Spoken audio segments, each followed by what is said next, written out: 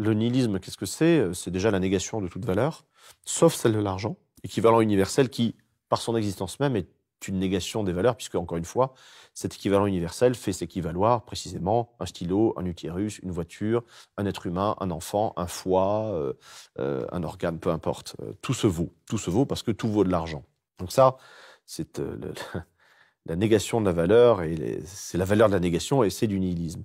Et au-delà de ça, le nihilisme, c'est ce que Nietzsche appelle la production du désert. Le désert croix, c'est un résumé absolument sidérant de ce que peut être la modernité poussée jusqu'à son terme, c'est-à-dire la logique des moyens sans fin, la logique du profit, de la jouissance, totalement décorrélée de toute réflexion sur le caractère vivable et humain de la vie. Vous allez faire quelque chose parce que vous pouvez le faire. Vous allez utiliser autrui parce que autrui est votre instrument et non pas votre père.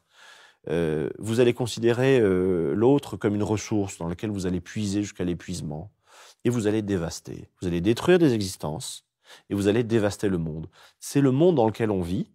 Et de manière assez stupéfiante, cette dévastation-là, elle est érigée en valeur par, de fait, les nihilistes qui sont au levier de commande, non seulement du pouvoir ou du pseudo-pouvoir politique, puisque derrière, il y a évidemment des logiques économiques et financières ultra déterminantes, et par ceux qui détiennent les leviers de commande, des fusées qui vont sur Mars et des entrepôts Amazon.